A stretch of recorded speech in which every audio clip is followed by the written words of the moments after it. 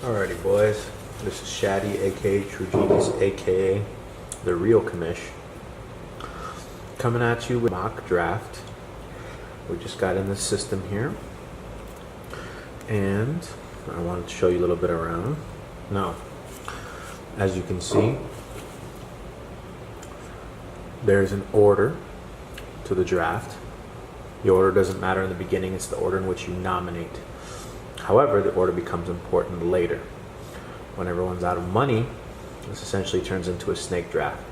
There'll always be one or two people that have a few extra dollars, but essentially, when you nominate a player, the initial bid when you nominate them is $1. Whereas this doesn't mean much in the beginning, in the end it does. Because when you nominate, chances are the player you nominate in the 11th, 12th, 13th, 14th round is going to be yours.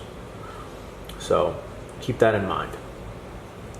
This is how you queue players. Queuing players in the beginning is not important. However, in the end it is. Because you're not going to want to fumble and look through players and have the automated system nominate somebody that you don't want, because chances are you're going to get that player. In the beginning, however, it's a moot point. So, a little more of the tour of this. Here we have the player being bid on. Down here you can see who is bidding, what price. You can also see it up top here. So the current bid for David Johnson, he actually sells for $50. Now, as you can see, there's 25 seconds here ticking down. That's how long you have to nominate a player. Now, when this guy actually nominates a player, we'll see how long it takes for the bidding to start. So a player is nominated. Now you have 25 seconds to bid. However, as you are bidding, once it gets under 10 seconds, every dollar bid after that resets the clock back to 9 or 10 seconds. So you can't snipe somebody. You can't wait till the bidding gets down to 1 second and then come in with that dollar bid and think you're going to win him for that much. That's not how it works. So here he's going 57. I'm going to bid at 2 seconds left. It brings it back up to 10. Let's see if somebody bids against me. Chances are no, because we're bidding against nobody here. There's no people in here. It's just me and a bunch of computers. When you click this green button, essentially you're bidding $1 more than the current bid.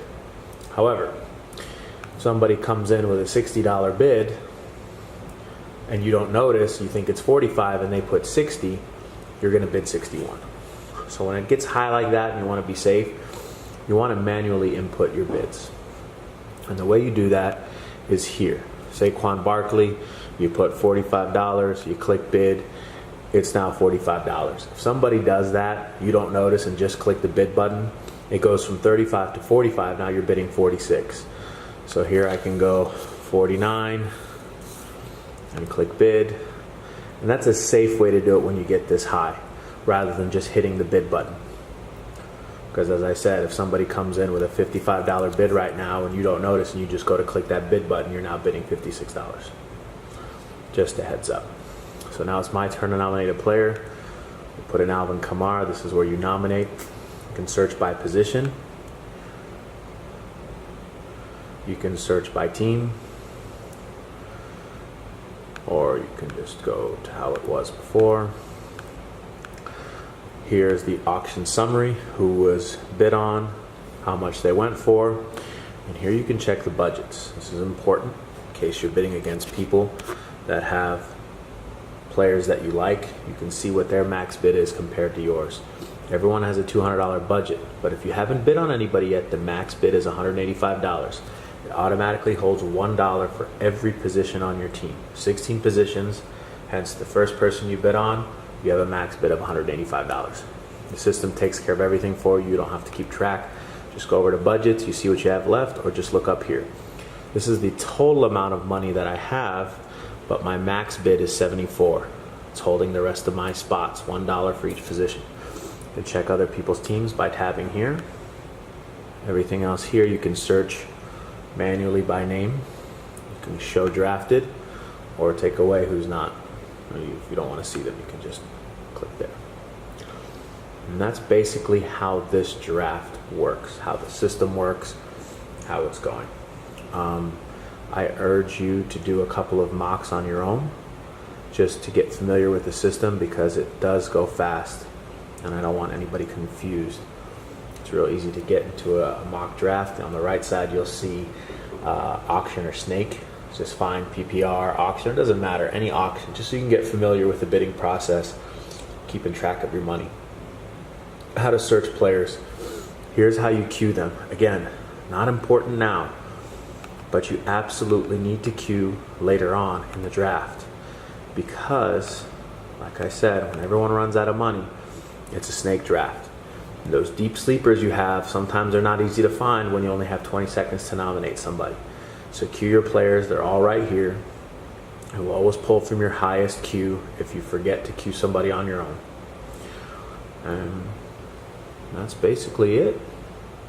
So I'm going to end this portion of the video and give you a few tips and drill a few more important things into your head. Alrighty guys, I'm going to try to get through this as efficiently as possible. This is like my fourth take. I'm trying my best not to ramble on.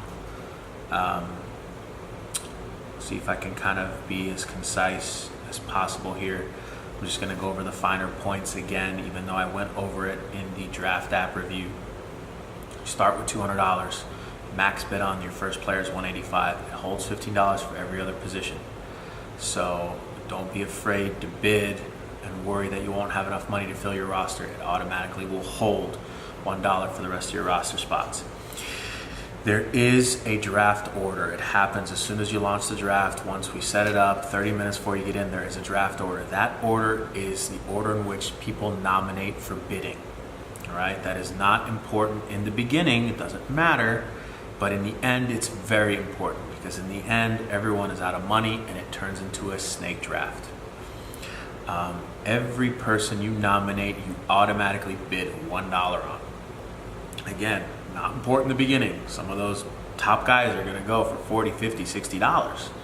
But in the end, when you're bidding on handcuffs and sleepers, that $1 is probably going to get you that player, especially if no one else has any money to outbid you. It's really important to queue your players. Get in the habit of queuing your players, especially in the end, because when you're in the 12th round and there's a sleeper that you want and you're going to have to find this guy in 20 seconds, chances are you won't make it, you'll fumble through it, it'll automatically nominate somebody you didn't want, and nobody will bid higher than $1 and you're going to get them. So make sure you queue your players at the end, your sleepers, the guys you're targeting, so that when you bid that $1, when you nominate that player, you be sure to get him if nobody outbids you. You got, I believe, 20 to 25 seconds to nominate, and then you have 30 seconds to start bidding, I believe. We saw it in the app. I don't remember what it was.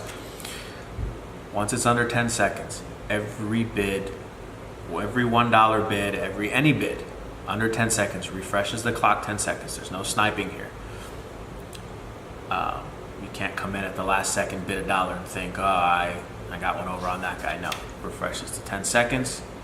You'll have a chance to put another bid against you. In terms of strategy, there's a lot of different strategies. Don't come to the draft with just one, because you come to the draft with just one strategy. I'm going to bid on the best running backs and let the chips fall where they may, or I'm going to bid on the best running back, the best receiver, and the best quarterback, and that's my plan. The draft is so unpredictable. With auctions, you never know how much anyone's going to go for. The suggested bids on the ESPN app is just that, suggested value. There could be guys that go for $10, $12 higher or $10, $12 lower. And it constantly changes. If everyone and their mother is bidding a ton of money on running backs, well, guess what?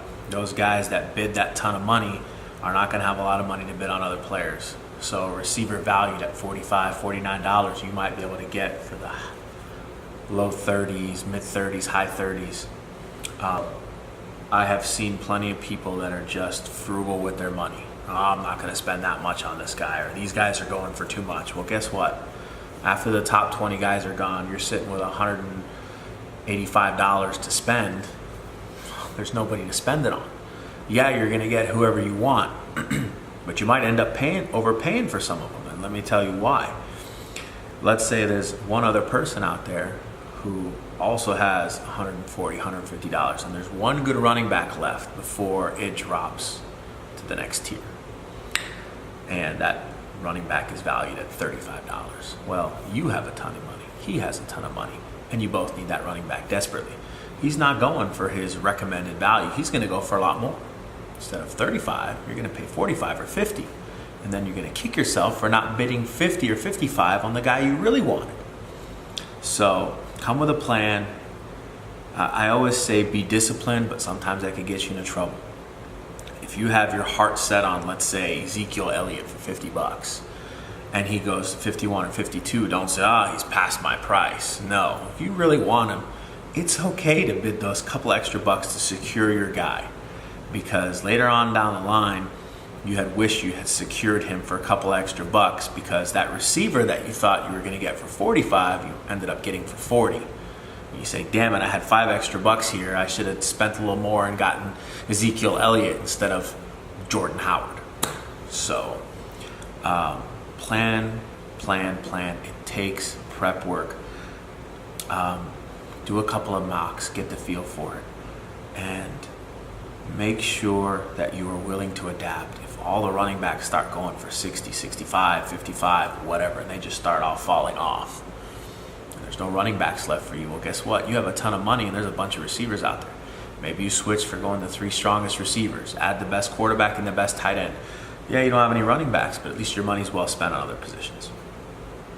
Or you can go for balanced. You have that one running back that you target. You make sure you secure him. All right, now I want to get the best receiver I can get within this tier. Okay, now to the tight end. I have plenty of money. I save money here. Let me see if I can get one of these higher tight ends. I spent a good bit on the rest of my roster. Let's see if I can get one of my sleeper quarterbacks down here. Somebody drafts Alvin Kamara. Well, chances are they're going to want to handcuff him with Mark Ingram. You want to waste that guy's money or whittle his salary cap down. Next time it's up your turn to nominate, you nominate Mark Ingram. You can also nominate players that you don't want in the beginning. Get people to whittle down their salary caps. Oh, this is very important. Do not. A lot of people want to run up the price. This guy's going too cheap. This guy's too good a value to let go. If you don't like that player, don't bid on him. Don't bid a single dollar on a player you don't want or you don't like. This is an auction draft. Your team should be exactly how you want it, exactly how you make it, exactly the players that you want to draft. I have been in a lot of drafts where I said, that guy is too cheap. Jordan Reed for $12. This was last year. That guy's too cheap. I bid $12 on him and I got him. And he sucked. I did the same thing with T.Y. Montgomery. $17. He's going too cheap. Got him for $18. Demaryius Thomas going for $24. He's supposed to be valued in the mid-30s. He's going too cheap. I bid, I got him. And I hated all 3 players. 26 plus 18 plus 12 could have got me a top 10 talent. So it's really important to try to bid on the players that you want only. You try to bid to run up the score on somebody, to run up the value on somebody, to whittle somebody's money away. You could get fucked and get that player if you don't want him. Or you could get stuck bidding on a player just because he's too good a value. You shouldn't go this cheap. Well, you better hope you really want that guy, because if he's going that low, there's a reason. Maybe nobody else wants him. You bid, you get stuck with him. So it happens. It happens all the time. Try to stick to getting guys that you want. Don't come in with a list of 15 players. You better come in with a list of 30, 35, 40 guys. Make a list of guys you really like. Cross out the guys you don't like. Highlight the guys you like. Target them. You only have 16 spots, 10 starters, I believe. Out of a list of 35 or 40 guys that you really want in your starting lineup, you should be able to get 10 that you really like. If you have any questions, I will respond, text, email, call me, whatever. It's a lot of money to play in this league. I know everybody's done it and everybody's happy with it, but I pushed real hard to get this to an auction draft, and I don't want anybody coming in unprepared and just throwing their money away. It's a lot of fun, but you got to prepare. You got to be ready. Don't hold your money thinking you're going to run the draft later. Yeah, you're going to be big bucks thinking you're going to buy Lamborghinis and Ferraris, and there's only going to be Toyotas out there to buy.